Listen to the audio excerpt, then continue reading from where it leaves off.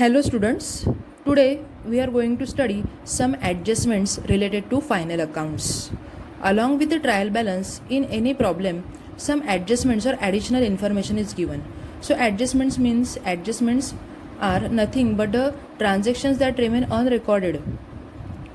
In the books of accounts, that transactions on 31st March 2000 that transactions are required to be recorded in final accounts in order to know the exact financial position or correct financial position of the business, exact amount of profit, loss, income, expenses, etc.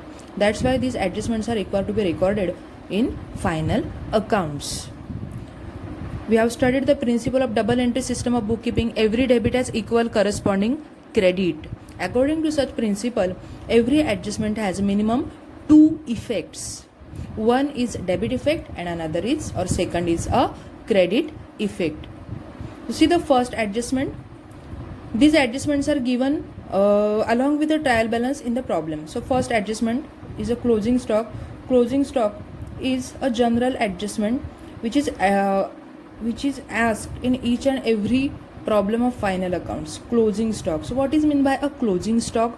A closing stock means a stock of goods which remain unsold or which remains available in hands at the end of the accounting year or financial year.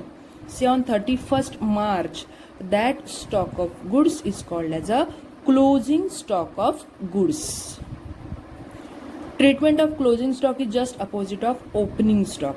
Closing stock, always remember, closing stock of any kind is a current asset of the business. As closing stock is current asset of the business, first effect of closing stock is recorded on asset side of the balance sheet. And second effect, we have studied treatment of trading account. On debit side of the trading account, the first item that is recorded is opening stock. Opening stock means the stock of goods available in hands at the beginning of the year. That stock is called as opening stock of goods. So treatment of closing stock is just opposite of opening stock. Opening stock is recorded on debit side of trading account on the top, and closing stock is recorded on the credit side of trading account at bottom. So first two effects of closing stock. First effect is on asset side of the balance sheet, as closing stock is current asset of the business and asset of any kind, whether that asset is a fixed asset or current asset or any intangible asset, that asset is recorded on asset side of the balance sheet. That's the first effect on asset side of the balance sheet. And second effect, credit side of the trading account. Second adjustment is of outstanding expenses. Outstanding expenses are also known as unpaid expenses. We have studied the meaning of term expenses. Expenses means any amount that is paid for any consideration received by the business. That amount is called as expenses of the business. Rent paid, interest paid, commission paid, dividend paid, salary paid, wages paid. All these are the expenses of the business. Then what is meant by outstanding or unpaid expenses? Outstanding or unpaid expenses means the expenses which are due for payment but not paid by the business, that expenses are called as outstanding expenses. Take a simple example of electricity bill. Suppose the electricity bill charged by the electricity department for the month of June 2021 is rupees 1000. Suppose this bill is remain unpaid by the business for the month June 2021 rupees 1000. So in second month or in next month, in July, electricity department again send us bill or again send a bill to the business. But here a bill of previous month or bill of June 2021 remains unpaid, rupees 1000. So that bill is also added by the electricity department in the month of July 2021. Suppose the total bill for the month of July is rupees 3000. So out of this 3000, rupees 1000 is the amount of bill for the month of June, and rupees 2000 is the amount of actual bill of the month July 2021. Right? So that means if any type of expenses remain unrecorded, unpaid due to any reason, that expenses are added to the particular expenses. Outstanding, always remember outstanding. When the word outstanding or unpaid, when these words are given, always remember first effect we have to add that particular amount of expenses or amount of that expenses to the particular expenses on the debit side of trading or profit and loss account. Debit side of trading account, all the direct expenses are recorded, and debit side of profit and loss account, all the indirect expenses are recorded.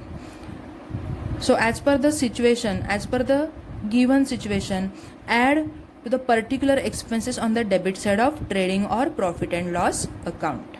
If outstanding wages are given, we have to add that outstanding amount of wages on debit side of trading account. If outstanding salary is given, we have to add outstanding amount to the debit side of profit and loss account into salary. So first effect, always remember outstanding means add, A. And second effect, balance sheet liability side. Outstanding expenses is a liability of the business that required to be paid by the business to the concerned party, because that concerned party becomes a creditor of the business, and that's why the second effect on liability side of the balance sheet. What is meant by a liability? Liability means the loans or dues of the business. Business has to pay amount of outstanding expenses to the concerned creditor. That's why balance sheet second effect of unpaid or outstanding expenses is on liability side of the balance sheet. So it is very simple to remember the effect of outstanding expenses. Add and liability, AL. Outstanding, unpaid. Sometimes these words are not given in adjustment, outstanding or unpaid. Instead of this, information is given: salary is due rupees 500 but not paid by the business. Wages are due rupees 1000 but not paid by the business. Due but not paid means unpaid or outstanding. So how to remember the effect of these how to remember effects of this adjustment? Very simple. First effect outstanding means add, and second effect liability, AL. Add liability. Now the third adjustment is prepaid expenses. Treatment of prepaid expenses is just opposite of outstanding expenses. Prepaid expenses means expenses paid in advance. Expenses that are paid in advance, that expenses are called as prepaid expenses. In case of outstanding expenses, first effect we have to add that much amount to that particular expenses, right? And in case of a prepaid expenses, always remember pre means less. Pre means less. So first effect, deduct from the particular expenses on the debit side of trading or profit and loss account. First effect of prepaid expenses, we have to less or we have to deduct that much amount from that particular expenses on debit side of trading or profit and loss account. And second effect is on asset side of the balance sheet. Prepaid expenses is fictitious asset of the business. Expenses that are paid in advance. Actually, it's not asset of the business, but it is treated as fictitious asset of the business. That's why the second effect of prepaid expenses is on asset side of the balance sheet. So very simple effect. How to remember? If when such words are given, prepaid, pre-received, first effect is always to less. Income, if pre-received income, next adjustment is there. So when prepaid, when the word pre is given, first effect always deduct that much amount from that particular expenses on debit side of trading account or profit and loss account. Here L, first effect. And second effect, balance sheet, asset side, A, asset side of the balance sheet. So very simple. See here, very simple idea is to remember the effects of prepaid expenses. If you remember effects of outstanding expenses, add liability, AL. Effects of prepaid expenses are just opposite of outstanding expenses, LA, less asset. Then the next is fourth adjustment, income received in advance. Income received in advance is also called as pre-received income. Pre-received income means income that is received in advance. As the word pre is given, first effect, deduct from the particular income on the credit side of profit and loss account.